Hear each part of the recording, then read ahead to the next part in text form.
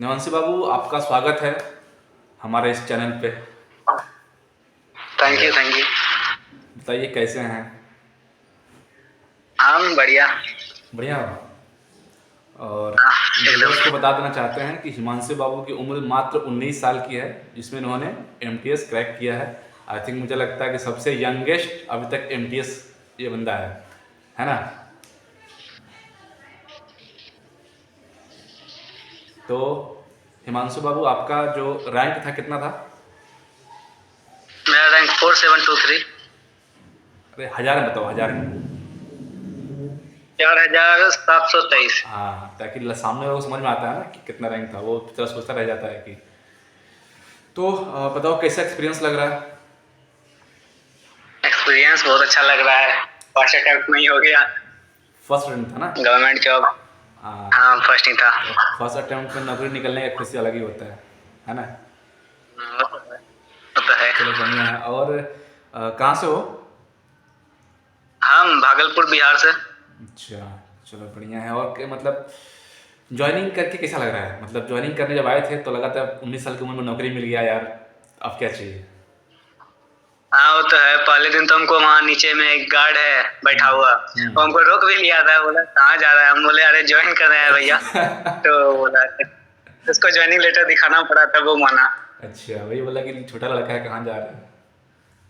हाँ, तो सबसे पहले स्टार्ट करते हैं, ये बताओ कि तैयारी कैसे स्टार्ट किया था? किस उम्र से तैयारी स्टार्ट किया था? तैयारी स्टार्ट की हम 18 में, मतलब 2022 में 18 साल एज था, अच्छा, तब स्टार्ट किए थे। एक मार्च, साल। हाँ मार्च ही था, एक साल में पढ़ के होली फिर के निकाल आसपास। दिया? हाँ, एक साल कंटिन्यू। चलो, अब कैसे पढ़ते थे? टाइम वगैरह पढ़ने का? पढ़ने का टाइम यही था कि सुबह करंट अफेयर सब वगैरह, इंग्लिश सब ये सब सुबह करते थे। सुबह ही पढ़ते थे मैक्सिमम, मतलब 4-5 बजे तक सुबह जगते थे और वहीं से स्टार्ट करते थे उतने ही टाइम से पढ़ना। 7-8 तक पढ़ते थे, फिर फ्रेश वगैरह होते थे, लंच वंच किए और ब्रेकफास्ट किए, यही सब। तो तैयारी कहाँ, पटना में कर रहे फिर थे कि इधर घर पे कर रहे थे? हम अपने घर से किए, अपने गांव से। बताओ यार, मोटिवेशन है तुम्हारा एकदम कि गांव से तैयारी किए हो। और एमटीएस एसएससी ऐसा एग्ज़ाम जो कि अपने आप में टफ होता है, ऐसे एग्ज़ाम टफ हाँ, लगा अब था? तो खैर। हाँ, एग्ज़ाम टफ लगा था? नहीं एग्जाम टफ नहीं लगा था, ठीक था। पढ़े थे तो ठीक ही लगा, नहीं पढ़ते तो टफ लगता। क्योंकि एमटीएस में लोग 3-3 साल 4-4 साल एग्ज़ाम देते हैं। मैंने भी 2 बार दिया था, एक बार 19 में दिया था, फिर एक बार ये दिया। फिर भी नहीं निकलता है लोगों का। हम्म। तुम्हारा एक अटेम्प्ट में निकल गया।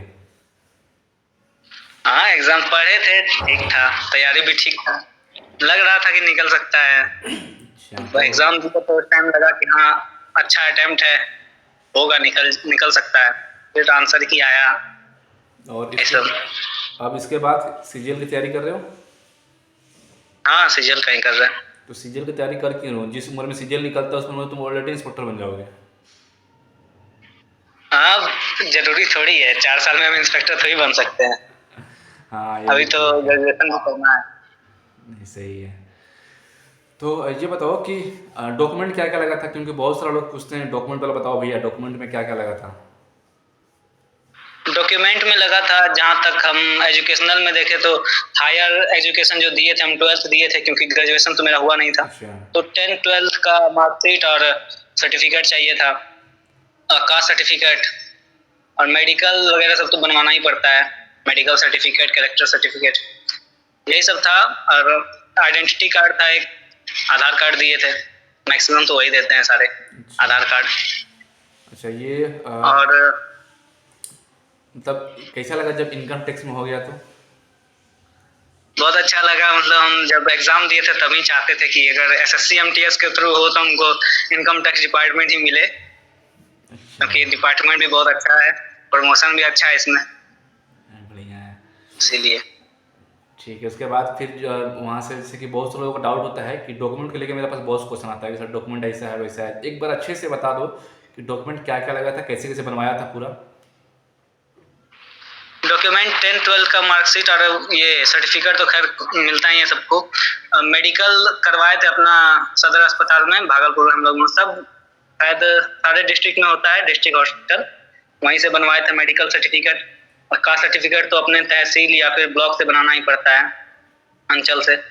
बिहार में तो अंचल है, वहाँ से बनवाए थे। फिर हम तो EWS से हैं, तो EWS बनवाए थे, और फिर उसको SSC का फॉर्मेट में भी उसको बनवाना पड़ा था। उसी के बेस पे बना था ये जो हम बनाए थे ओरिजिनल सर्टिफिकेट, उसके बेस पे ही बना था वो। EWS SSC के अच्छे से क्लियर करोगे। EWS का क्लैरिटी नहीं है, मैंने बहुत जगह चेक किया है लोगों को। EWS का बहुत क्लैरिटी कोई बताता नहीं है। जरा अच्छे से वो बताओ तो EWS मतलब फॉर्मेट क्या है और कौन सा सेशन का बनता है वो। EWS में क्या है कि उसमें वैलिड ईयर और फाइनेंशियल ईयर देखा जाता है। जैसे कि अभी आज फरवरी चल रहा है, फरवरी 2024 है, तो ये फाइनेंशियल ईयर के बेस पे बनता है। अभी हमारा फाइनेंशियल ईयर 2023-24 चल रहा है, तो अगर हम अभी सर्टिफिकेट बनाते हैं 31 मार्च से पहले तक, तो हमारा इस फाइनेंशियल ईयर का बनेगा।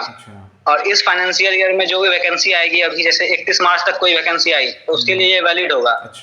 लेकिन अगर 31 मार्च के बाद या 1 अप्रैल से, जैसे 1 अप्रैल 2024 स्टार्ट होगा, तो वहां से हमारा फाइनेंशियल ईयर 2024-25 हो जाएगा।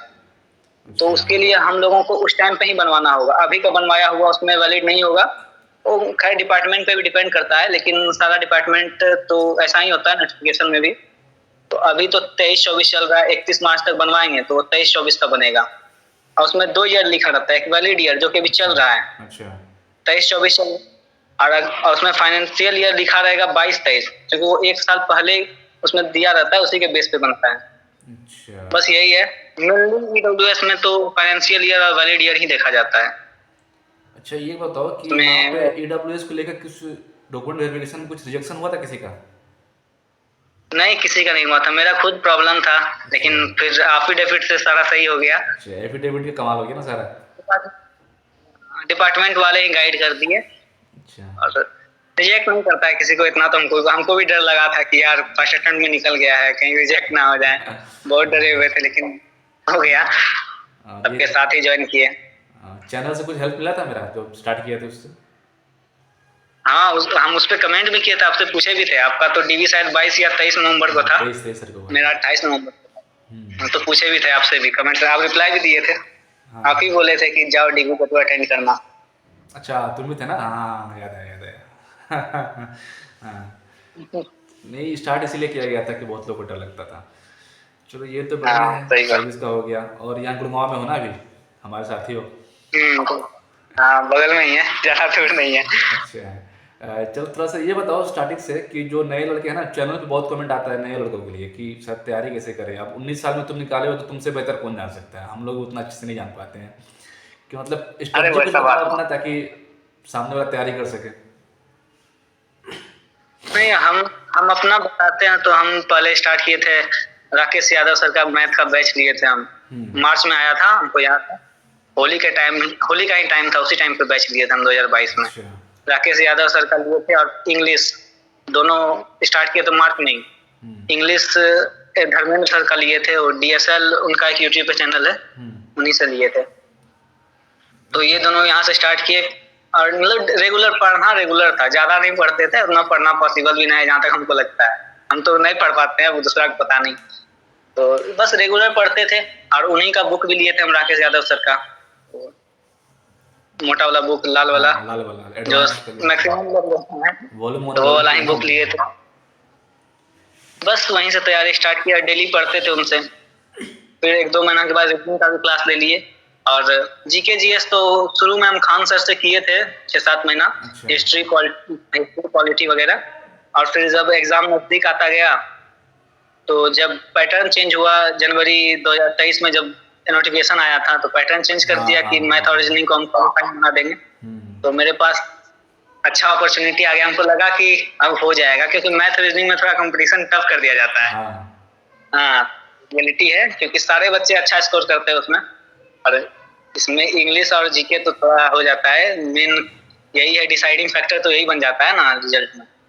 तो अब 50% वेटेज कर दिया इसका, इंग्लिश और GS का। GS फिर हम यूट्यूब पे ही RWA के एक नवीन शर्मा सर हैं, उन्हीं का क्लास स्टार्ट किए, उन्हीं से पढ़ते थे। रोजगार विद अंकित। हाँ, रोजगार विद अंकित, तो उनके नवीन शर्मा सर हैं, बहुत अच्छा पढ़ाते हैं, स्टैटिक जीके भी बहुत अच्छा पढ़ाते हैं।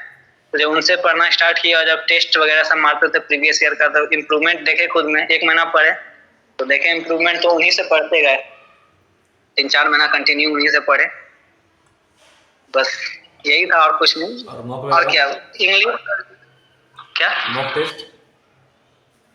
मॉक टेस्ट बुक से मारते थे।